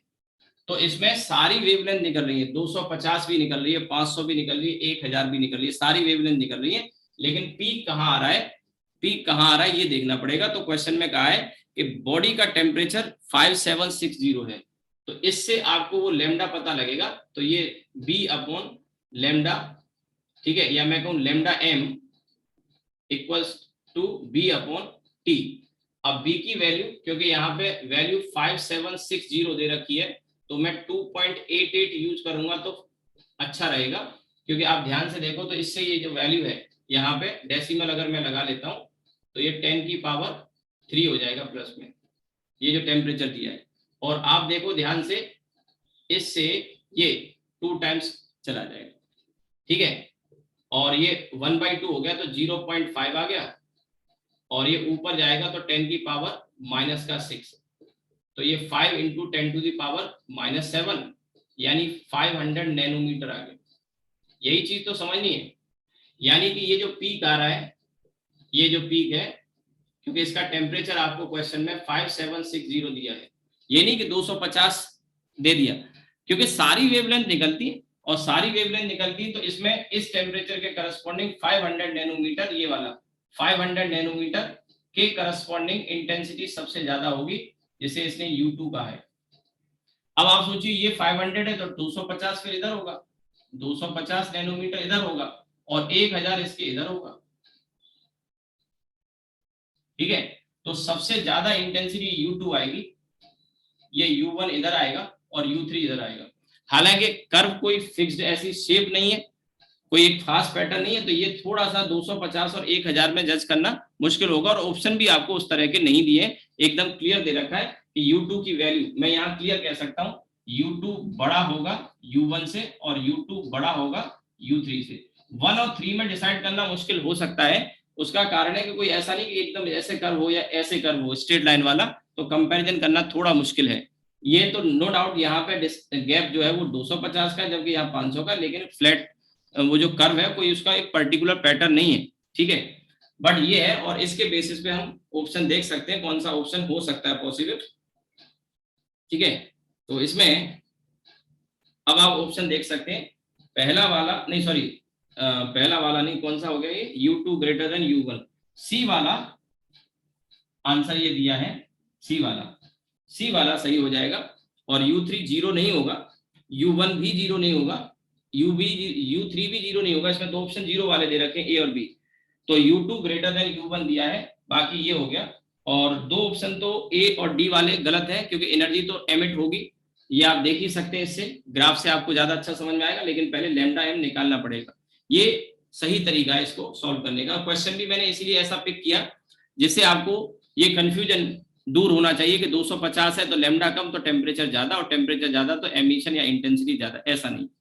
तो ऐसे आगे भी क्वेश्चन आए तो इस तरह की कई बार मिस्टेक कर सकते हो, तो इसको ध्यान रखना है। अब अगला सवाल स्टार के ऊपर है, आप इसको पढ़िए, पढ़ के आप कर सकते हैं। क्या कह रहा है, on observing light from 3 different star P, Q and R, it was found that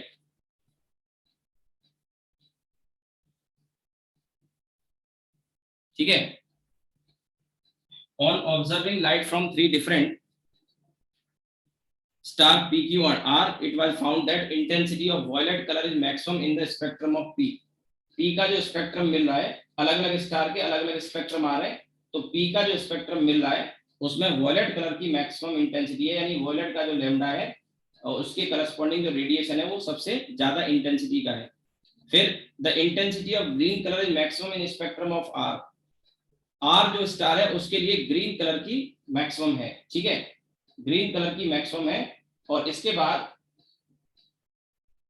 ये कह रहा है कि and the intensity of red colour is maximum in the spectrum of Q. तो बहुत ही आसान क्वेश्चन हो गया ये तो। देखिए स्टार का नाम है पी, स्टार का नाम है क्यू और स्टार का नाम है आर। इसमें वॉयलेट कलर के लिए लैम्डा की जो मतलब वॉयलेट कलर के करस्पॉन्डिंग इंटेंसिटी मैक्सिमम है, ठीक है। तो इसमें आप देखेंगे वॉयलेट कलर का लैम्डा है, फिर इसमें ग्रीन कलर का है इंटेंसिटी मैक्सिमम और इसमें आर वाले में रेड की मैक्सिमम है, ठीक है। तो सबसे पहले अगर हम यहां से देखें तो विबग्योर में ये वॉयलेट से रेड की तरफ जाते हैं तो फ्रीक्वेंसी डाउन होती है, तो टेम्परेचर भी डाउन होगा, ऐसा कह सकता हूं मैं। तो जो स्टार हमें रेड नजर आ रहा है इसका टेम्परेचर सबसे कम होगा, टी आर का है क्वेश्चन में, तो टी आर सबसे कम होगा कि नहीं, मिनिमम। और वॉयलेट की फ्रीक्वेंसी सबसे ज्यादा होगी, रेड की सबसे कम होगी, ग्रीन की बीच में आएगी। तो इसके करस्पॉन्डिंग जो टी वी होगा वॉयलेट का, पी कहना सॉरी पी के करस्पॉन्डिंग है, तो टी पी ये मैक्सिमम होगा टेम्परेचर, और फिर ये मॉडरेट हो जाएगा। तो इनका जो सही सीक्वेंस होगा वो सही सीक्वेंस ये हो जाएगा कि टीपी सबसे ज्यादा देन टी क्यू। मैंने शायद उल्टा लिख दिया, कुछ गड़बड़ हो गया बीच में, हाँ थोड़ा गड़बड़ हुआ है। The intensity of green colour is maximum in spectrum of R. Okay, R के स्पेक्ट्रम में ग्रीन की इंटेंसिटी, नाम में कंफ्यूज कर दिया। और क्यू वाला, आर वाला बीच में दे दिया ना उसने, पी की इंटेंसिटी वॉयलेट कलर की सबसे ज्यादा है। फिर आगे कह रहा है कि intensity of green colour is maximum in spectrum of R. R वाले का ग्रीन की इंटेंसिटी सबसे ज्यादा है, तो आर का जो टेम्परेचर है ये गड़बड़ हुआ है फिर, ठीक है। और क्यू में रेड कलर की ज्यादा है तो इसमें रेड की मैक्सिमम है, तो इसका जो टेम्परेचर है टी क्यू ये मिनिमम होगा, है ना, ये मीडियम हो जाएगा दोनों के बीच में, राइट। तो सबसे ज्यादा टीपी, देन फिर टी आर और देन टी क्यू। रेड के करस्पॉन्डिंग टेम्परेचर सबसे कम आएगा वीन्स लॉ से, तो इसमें जो सही आंसर होगा वो हो जाएगा टीपी सबसे बड़ा, टी आर उससे छोटा और टी क्यू सबसे छोटा। So the right answer is इसमें बी वाला आंसर हो जाएगा। आप देखिए इसमें कुछ करना नहीं है, केवल समझने का क्वेश्चन है। ऐसा ही क्वेश्चन आईआईटी एडवांस में भी आया हुआ है, आप देख लेना, करोगे आपको मिल जाएगा, इसी तरह का क्वेश्चन है, ठीक है।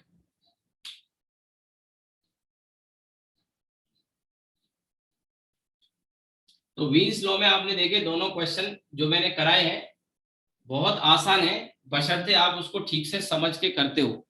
आप इजीली उसको कर सकते हैं, लेकिन आपको क्वेश्चन को ठीक से समझना होगा पहले तो, ठीक है।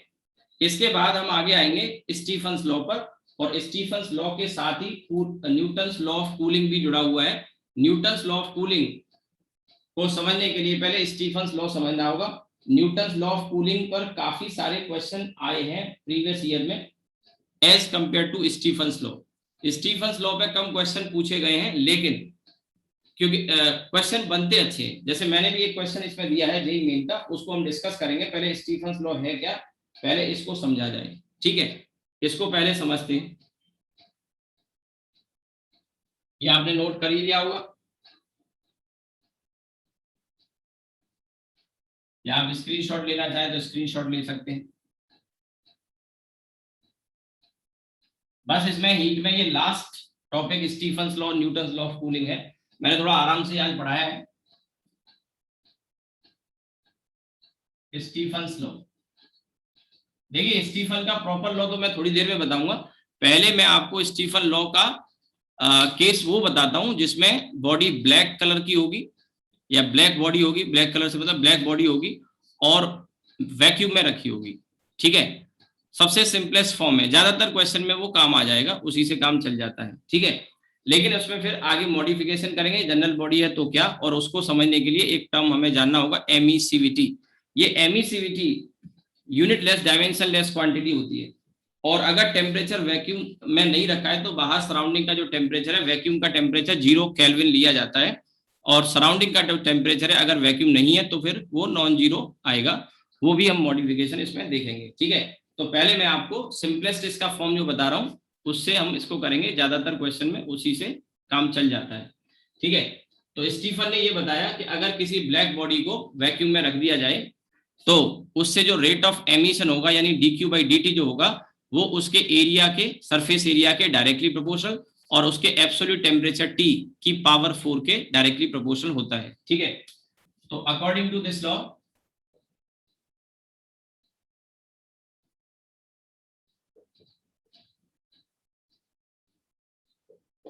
according to this law, the rate of emission, rate of emission को मैं यहाँ पे dQ/dt लिखूंगा, बॉडी से जो एमिट कर रहा है, ठीक है। The rate of emission of a black body, अभी ब्लैक के लिए मैं बता रहा हूं, फिर इसको जनरलाइज कर देंगे। Black body kept in vacuum, kept in vacuum is directly proportional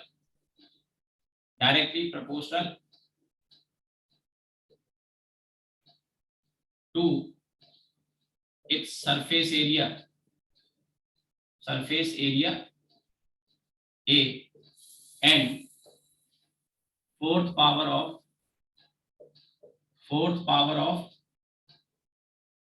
absolute temperature. Absolute temperature मैंने पहले भी कई बार बोला, टेम्परेचर इन केल्विन होता है। तो ये जो लिखा है उसी को अगर हम मैथमेटिकल फॉर्म में लाएं तो dQ/dt directly proportional to surface area and dQ/dt directly proportional to T की पावर 4, ठीक है। ये black body kept in vacuum, vacuum का जो टेम्परेचर होता है वो 0 केल्विन होता है, ध्यान रहे, वैक्यूम का जो टेम्परेचर होता है वो 0 केल्विन होता है, ठीक है। और दूसरा इसमें ब्लैक बॉडी के लिए अभी मैं बता रहा हूँ, अगर इन दोनों को कंबाइन कर दिया जाए तो dQ/dt प्रोपोर्शनल हो गया AT की पावर 4, और इसमें फिर प्रोपोर्शनलिटी कांस्टेंट आ जाता है सिग्मा। इस सिग्मा को स्टीफन्स कांस्टेंट कहते हैं। ये आ गया एक फॉर्म, सिंपलेस्ट फॉर्म अभी मैंने बताया। काफी क्वेश्चंस में इसको हम यूज करते हैं, बॉडी को ब्लैक कह देगा, ठीक है। कई बार सन को भी ब्लैक बॉडी की तरह ट्रीट किया जाता है। आगे इसी में एक टर्म पढ़ाऊंगा मैं आपको, सोलर कांस्टेंट। सोलर कांस्टेंट पे 2 या 3 बार मेडिकल में और जेई मेन में क्वेश्चन आ चुका, काफी पहले जेई मेन में 2008-9 के आसपास आया था, डायरेक्ट इसकी वैल्यू पूछी थी, और नीट में भी 1 या 2 बार क्वेश्चन आ चुका सोलर कांस्टेंट, सीधे फॉर्मूला पूछा गया, ध्यान रखना, सीधे फॉर्मूला। और सोलर कांस्टेंट का यूज करके आप सन का टेम्परेचर भी बता सकते हैं। फॉर्मूला में क्या पूछा, सोलर कांस्टेंट का पूछ लेता है, या सोलर कांस्टेंट एस दे देगा और वहां से फिर आपको टेम्परेचर निकलवाएगा, ठीक है, सन का या किसी स्टार का, ठीक है। वैसे सोलर कांस्टेंट सन के लिए ही यूज किया जाता है, और ये बताता है energy radiated per unit area पर सेकंड फ्रॉम द सन, ठीक है। तो हम आगे पढ़ेंगे इसके बारे में, लास्ट में बता दूंगा, पहले न्यूटन्स लॉ ऑफ कूलिंग आएगा उसके बाद। तो dQ/dt का ये फॉर्मूला आ गया। तो अब इसमें सिग्मा क्या है, मैंने अभी आपको कहा स्टीफन्स कांस्टेंट है, इससे रिलेटेड कुछ बात है। तो सिग्मा की value 5.67 into 10 to the power -8, 5.67 into 10 to the power -8, या आप इसको कह सकते हैं ऐसे करके याद रख सकते हैं 5, 6, 7 और 8, ठीक है। 5, 6, 7 और 8 -8 है, 8 है। और अगर यूनिट लिखना चाहो तो यूनिट भी यहां से लिखा जा सकता है, देखिए ये जूल पर सेकंड यानी वॉट हो गया, पर मीटर स्क्वायर पर केल्विन की पावर 4। तो अगर इसकी यूनिट लिखें तो यूनिट आ जाएगी watt per metre square Kelvin की पावर 4, सिग्मा की। स्टीफन्स कांस्टेंट है, where sigma is Stefan's constant.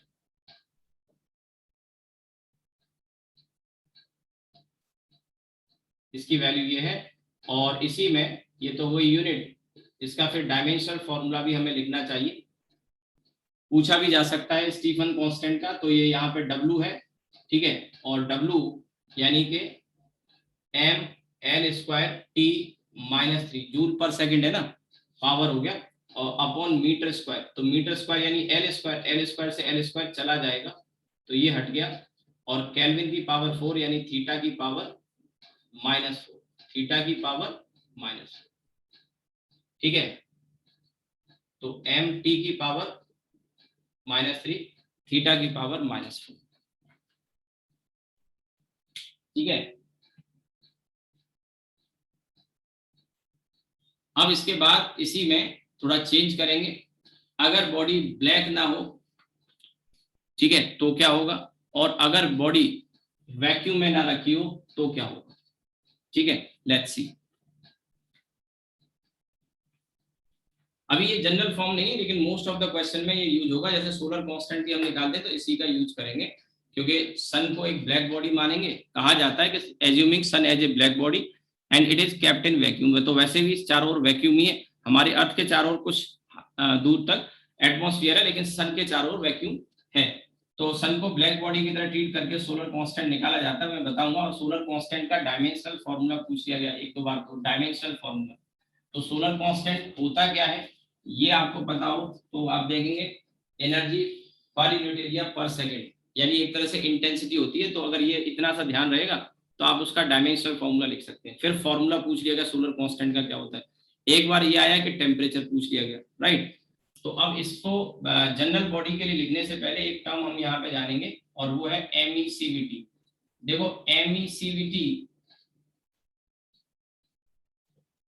Small ई से रिप्रेजेंट कर रहा हूं, और ये एमई से पावर नहीं है, ये एमई से पावर नहीं है, ये रेशियो है।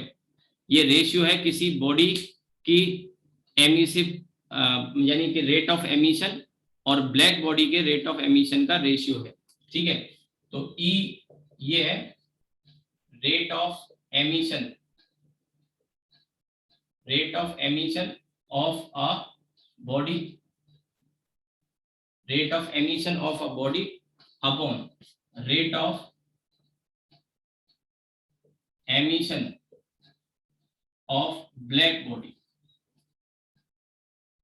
ठीक है, ब्लैक बॉडी का, और ये कोई भी जनरल बॉडी है, ठीक है। तो अब यहां से अगर मान लो थोड़ी देर के लिए, सबसे पहले तो ये रेट ऑफ एमिशन है, ठीक है, तो इसको हम ऐसे लिख सकते हैं dq/dt जनरल बॉडी के लिए, और dq/dt ब्लैक बॉडी के लिए।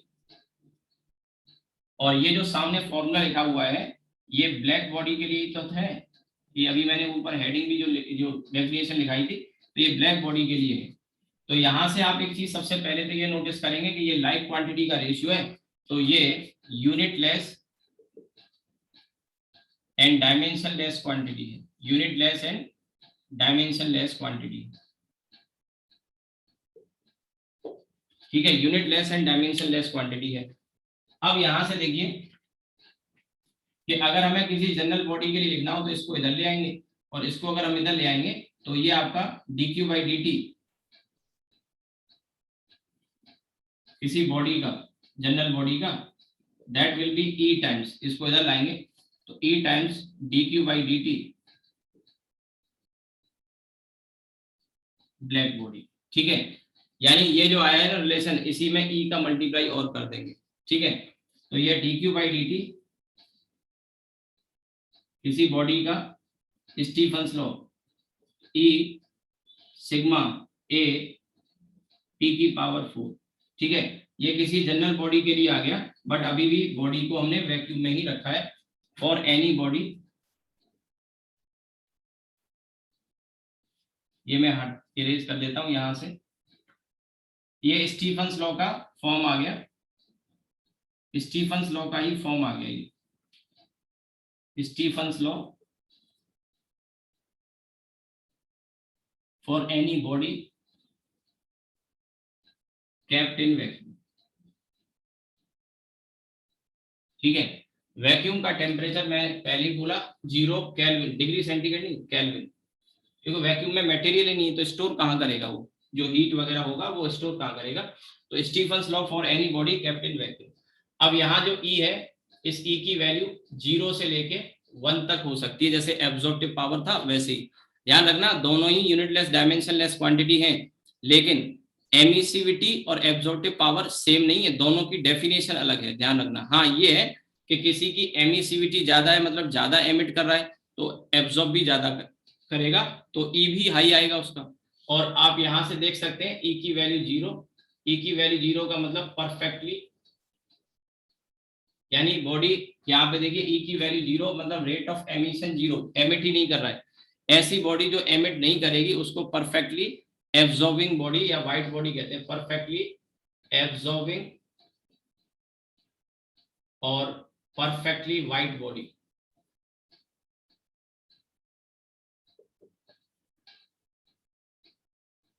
ठीक है। और ई की वैल्यू 1, ई की वैल्यू 1, तो आप देख सकते हैं ई की वैल्यू 1 रखेंगे तो rate of emission black body, ये ब्लैक बॉडी के लिए हो जाएगा, तो परफेक्टली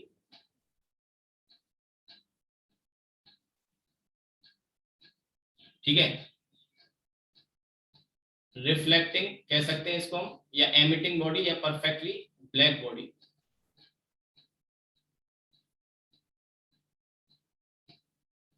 ठीक है, perfectly black body, perfectly white body.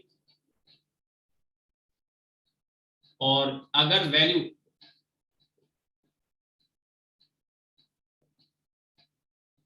Perfectly black body, अगर वैल्यू 0 और 1 के बीच में आती है तो कोई भी any general value, any general value. ठीक है।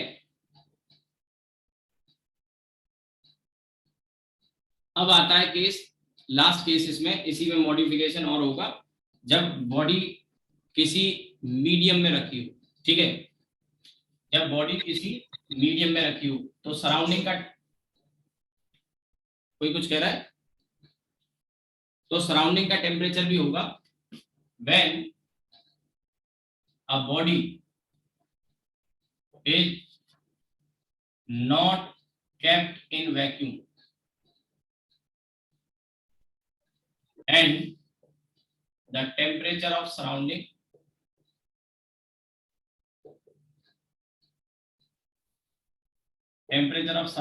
is T naught, सराउंडिंग का टेम्परेचर T naught है, T naught, बट वैक्यूम का टेम्परेचर, टेम्परेचर ऑफ वैक्यूम लिख भी देता हूं, temperature of vacuum is 0 kelvin. ठीक है, then body not only emit but also absorb, क्योंकि बाहर का भी कुछ टेम्परेचर है तो उसकी वजह से एब्जॉर्ब भी करेगी, तो जो रेट ऑफ एमिशन आएगा then net rate of emission dq by dt, ये आ जाएगा E सिग्मा A T की पावर 4, ये तो एमिशन वाला हुआ। और जो एब्जॉर्प्शन हो रहा है, ये एमिट करने की वजह से बॉडी ठंडी हो रही होगी और एब्जॉर्ब कर रहा है उसकी वजह से गर्म हो रही होगी, इसकी वजह से एमिट होने की वजह से टेम्परेचर डाउन जा रहा होगा और एब्जॉर्ब करने की वजह से बढ़ रहा होगा, तो ये दोनों का फिर हमें डिफरेंस लिखना पड़ेगा, T नॉट की पावर 4।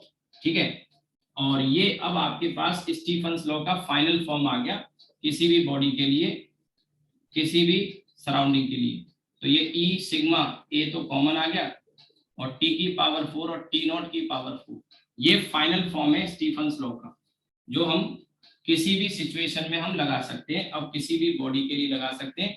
तो ये एक टर्म E का और ये T नॉट का। अब जैसे जो मैंने शुरू में डेफिनेशन दी थी स्टीफन्स लॉ की, वो डेफिनेशन क्या थी, वो डेफिनेशन या स्टेट जो किया था, लॉ को हमने स्टेट किया था, स्टेटमेंट क्या था कि वैक्यूम में रखा हो, तो वैक्यूम में रखेंगे तो ये टेम्परेचर क्या हो जाएगा 0, तो यहाँ T की पावर 4 बचेगा।